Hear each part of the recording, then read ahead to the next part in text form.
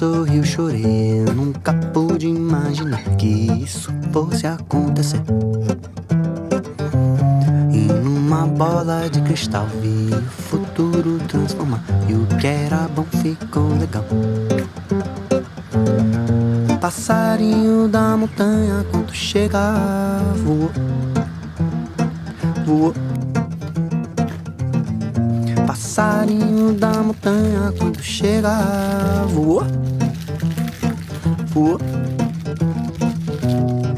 Passarinho da montanha, quando chega, voou, voou. Passarinho da montanha, quando chega, voou, voou. Que o vento leve, love logo já. Que o vento leve, love logo já. How cute is this cup from Coal and Cinder? Please ignore my nails. But isn't it really nice? It's so cute. It's actually made by a young woman that lives here in Dubai. She's a local ceramicist. And yeah, love this. It was I think like 100 dirhams or something. So check her out. I'll put the link below. Support local. So for this vlog, I think we're gonna have a really simple and easy weekend. I don't have anything major planned aside from getting my hair done, or you know, it's more of like a deep oil treatment, and seeing my besties for an impromptu lunch. We planned it last minute, and I think it's citrus themed if I'm not mistaken. And I'm gonna take them through a creative workshop as well, which would be really cute in order for us to sort of get the ball rolling in some events and stuff that we want to organize, which is super exciting. I'm really excited to really put my foot on the pedal with Rest and Leisure. If you guys are unaware with Rest and Leisure, it's a practice that I've started for myself, and it's the study of stillness and play. And the idea here is I'm going to really focus on rest, recreation, and relaxation, and what that means in living a life that is guilt-free and wanting to have play and leisure. And good thing, I know I have an Instagram account, and that's been really good, but I've been feeling a lot of pressure to post on there because I feel like there's so much I want to say and I don't get to say enough of it. So I started a Substack. Yay. To be fair, I did open it in like August, but there's actually some posts up now, and I'll be dropping a new post every Thursday about whatever I've learned that week. It's something I'm so excited about. Wait, let me show you guys. Okay, so here it is. The Substack is called Rest and Leisure. It's my study on stillness and play. You can find it at practicerestandleisure.substack.com. I will obviously link it down below. But I'm so excited, you guys. And I have my little about page up. Look, it's me. I have my little about page up as well. But yeah, I'd love for you guys to check it out. And I think what I love the most about it is it reminds me of when I used, hold on, let me fix this. It reminds me of when I used to be a blogger. So I started off at LiveJournal when I was really, really young. And then I was a blogger girly, and then I moved on to WordPress, and then obviously with the rise of social media and spending so much time on Instagram, I put a lot of my writing into that space, but I never really got back into long form aside from one-off pieces I write here and there, and it was mostly for either other publications or just honestly for myself. I do journal a lot, I do write for myself a lot, but honestly it's been really, really nice to get back to writing long form, and I think this also helps me hold myself accountable when it comes to rest and leisure and the practice in and of itself. So it's been really good. It's been really cathartic to put my thoughts down, and I really hope you guys follow along, read it, let me know your thoughts, and yeah. Also, I just love Substack as a platform. There are so many great writers on this platform, you guys, and I get so much information from literary writers, funny writers, like comedic writers. I get a lot of like work help from Substack as well, so I look at a lot of like branding and creative strategy writers on this platform. It's just a really great place, and honestly, I've completely fallen out of love with Meta. And if I didn't need it, I guess, Instagram in particular, to connect with people and, you know, share my thoughts with the world in that way, in a more instant kind of way, I think I would be off the platform altogether, because it really doesn't inspire me like it used to. But I feel like most people are falling out of love with Instagram. I don't know. And honestly, TikTok for me is just voyeurism at this point. It's just pure entertainment. There's no way.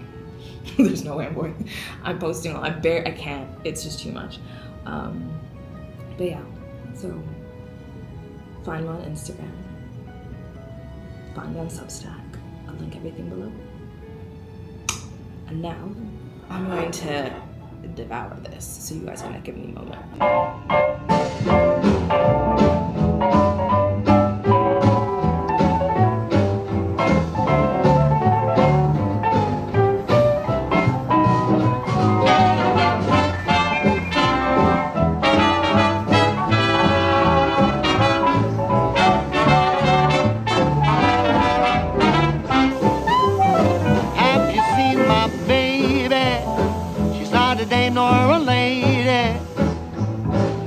The way she walks, the way she talks, or the way she loves me. Just look at me, I'm like a monkey in a coconut tree. You know I'm overjoyed, 'cause boy, oh boy, she's my gal.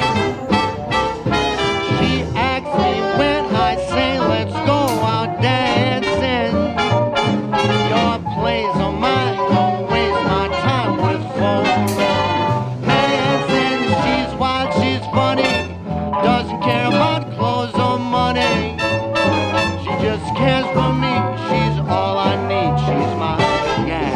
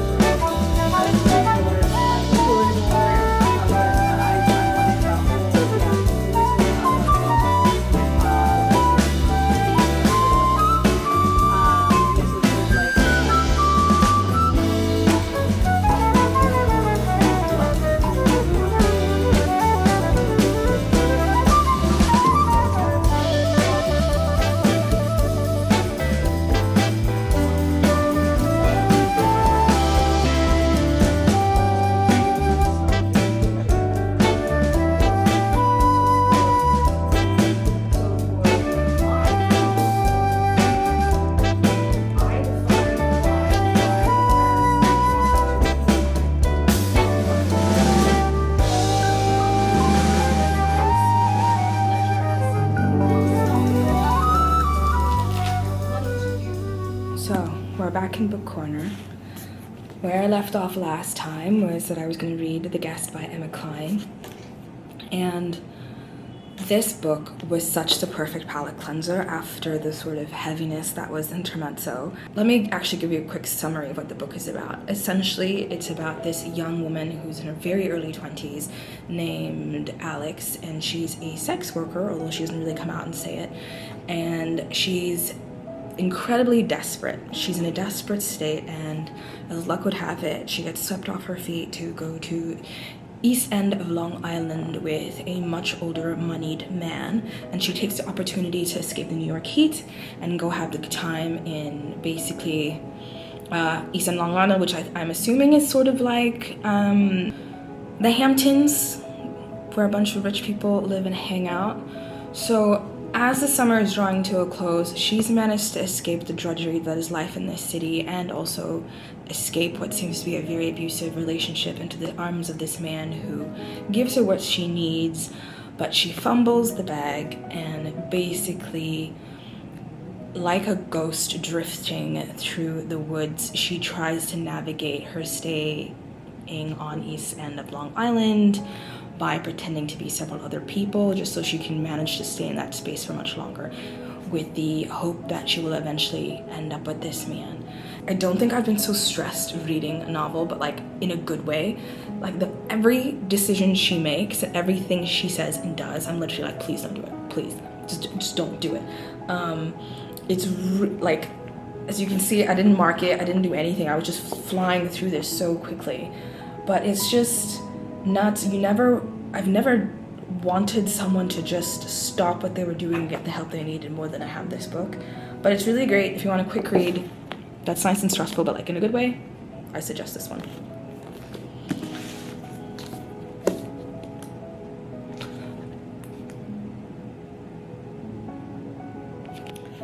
The next book I picked up was The Coin by Yasmin Zahed, and she's a Palestinian journalist and writer born in Jerusalem, and this is her first novel, and I love it. I love it, love it, love it.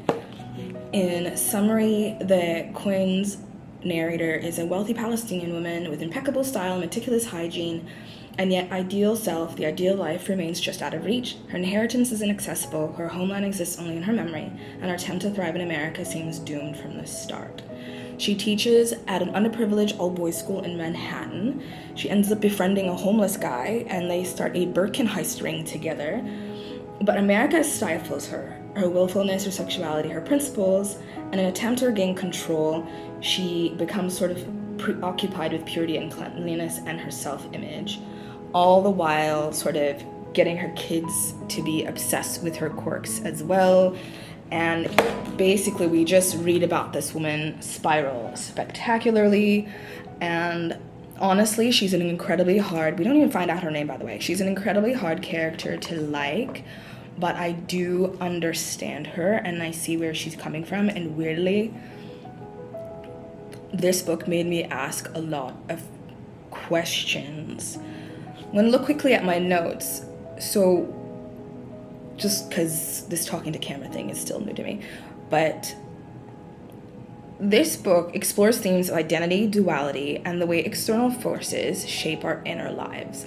So the title itself, The Coin, obviously two sides of the coin, so we kind of get that, but it suggests that more than the two sides, it's mirroring that idea that people, relationships, or even one's own self-perception is rarely one-dimensional. So for me, the core message of the book sort of revolved around this thing of truly wanting to be seen, to belong, and then to also reconcile all the different facets of oneself. And that tension between who we are, who the world expects us to be, and the spaces in between. So like where doubt, this niggling need for transformation and self-acceptance and all that stuff, and where it lives in between those cracks. And so I think as someone that's, going through a bit of a transition and a transformation myself, I think why I resonated so much with this character and why I love this book so much is I'm trying to figure out the space between. So the self-perception, the mirroring of myself to the outside, and figuring out what parts of myself I should show the world and what parts I should keep hidden. And the constant question in my mind is, what is wrong, or what would happen, actually it's not wrong, what would happen if I let myself be seen fully?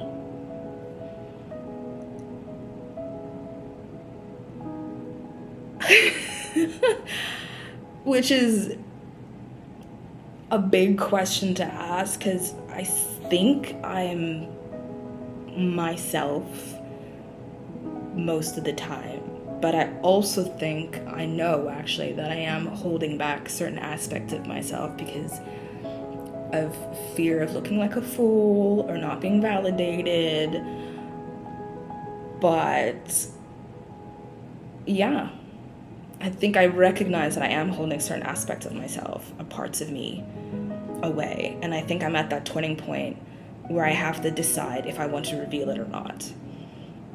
And if I want to go all in on me and not worry about what everyone around me will say or do, or what the reactions are going to be, or... Yeah, it's an interesting one. I will not lie. The battle of the two sides of the coin.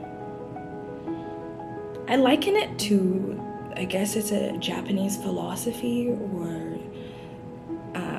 I guess philosophy. I could be saying it, it could be wrong, but they have this thing called tatame and honne, where basically it's your presenting self and your inside self.